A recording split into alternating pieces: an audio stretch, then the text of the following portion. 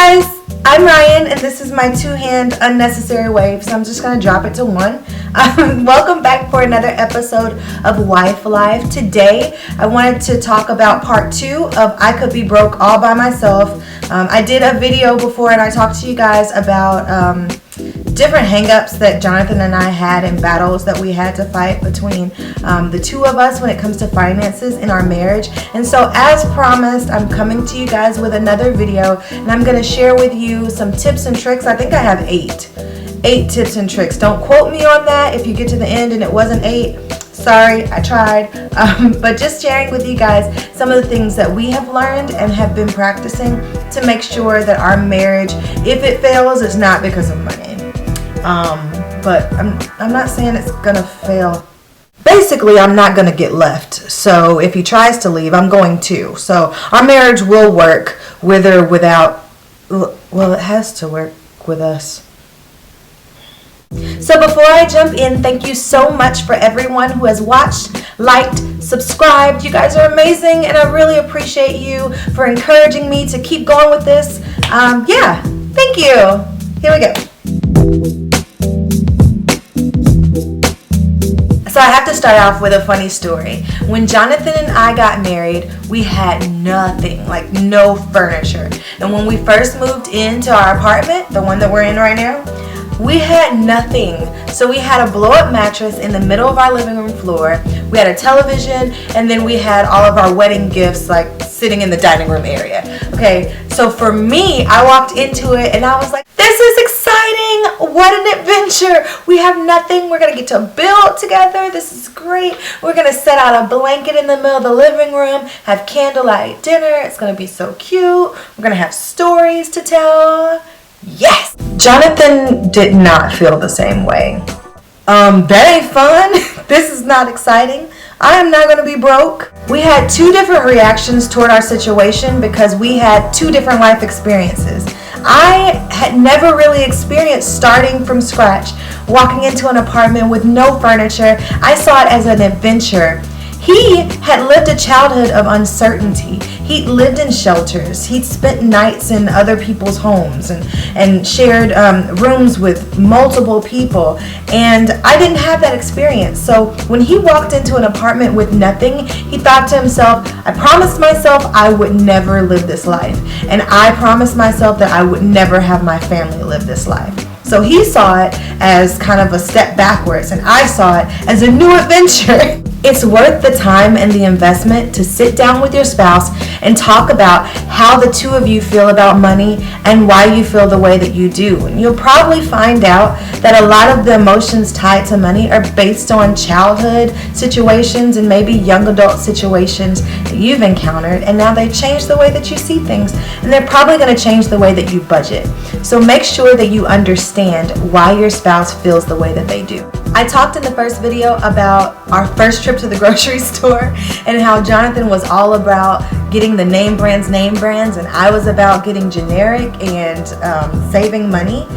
But when I learned about how he was brought up and the experiences that he had and the promises that he made to himself, it made me understand why he wanted to reach for the Welch's and why he was all about the Tropicana orange juice. And I was saying, let's just roll with the greater value. I'm cool with that. We both have to give each other allowances for the reasons why we do what we do, and to not label each other as being selfish or cheap or wasteful. Just understand where the other person is coming from. One of the first compliments that he gave me when it came to money and being a woman kind of linking together was that he was so happy to be with a woman that knew how to do her own hair. I didn't see that as a big deal because my mom really didn't go to the salon, and when I wanted to get my hair braided, my mom said, Ryan, you can figure out how to do that. But it was because we had so many kids.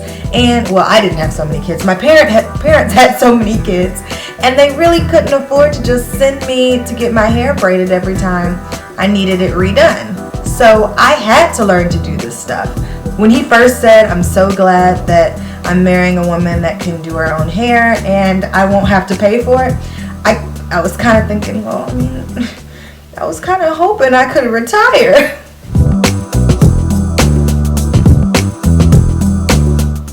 been trained into believing that to gain things is positive and to lose things is a negative thing, that accumulation is the goal, just to get more and to get more degrees and get more money and get more things and bigger.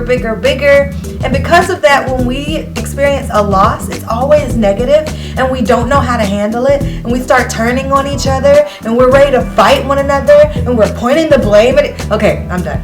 But I say all that to say that relationships and marriages can split when the two people experience a loss, because we don't know how to handle loss and we start pointing fingers.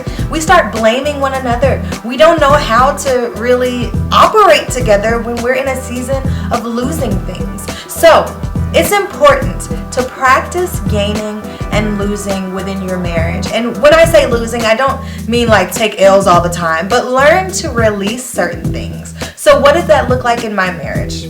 We're practicing getting rid of things constantly. When we're bringing things into our home, because we're excited and we got new outfits, okay, now it's time to go in the closet and figure out what we don't need and give those things away. Donate those things. But if it's a cool electronic, maybe we sell it on OfferUp.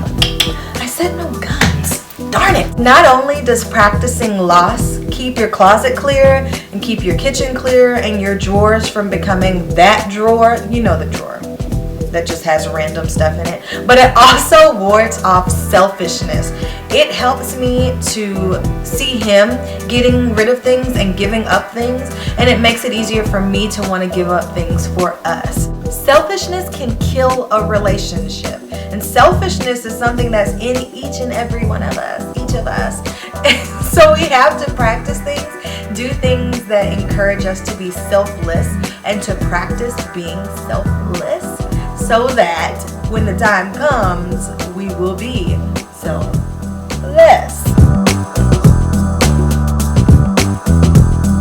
I would probably suggest once every 2 months. I've read articles that suggest once every quarter, but whatever frequency you decide to talk about finances with your spouse, I would just say make sure it's consistent, make sure it's open, and that you guys talk about everything so that you don't have to have all of those conversations every other week when the next bill comes up. So get it all laid out and refocus yourself on whatever goal you've set as a couple. The Bible tells us that without vision, the people perish. And that's the same in marriage. So you want a husband, first off, that can set clear visions for you as a couple, for your family. And so, wives, it's so important. Make sure that you're praying for your spouse in all areas of his life, but also asking God to continue to give him clear vision for your family. So when we're sitting down for our family meeting, we're talking about what goal it is that we have for our family. What have we set? What big purchase are we working towards? What dollar amount are we saving towards next? And it just keeps a vision at the forefront of our minds and keeps us on the same page. It's important not to have separate financial goals. Well, okay. It's important to not just have separate financial goals. Let me fix that. When you only have separate financial goals, that's when you start taking money, hiding it to the side, and being selfish when it comes to a big bill that comes up and you don't want to give up your stash to give to it. You start looking at your husband like, dude, you need to figure it out. Did you bring me out into the wilderness to die? You know, all that childish stuff that we say. Well, maybe we don't say, did you bring me out into the wilderness to die? But basically we say that in the way that we act when we like put our hands up and say, nah, you got it. Do you, boo? You got this.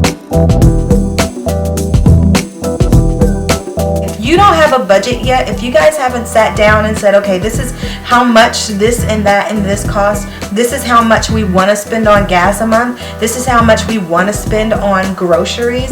If you guys haven't done that yet, I would definitely suggest you do so. It will save you so much heartache and save you from wanting to point the finger of blame where it doesn't belong.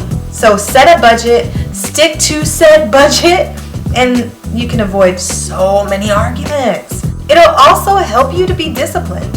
If you're the spouse that's constantly spending money that wasn't there to be spent, having a budget does not hurt.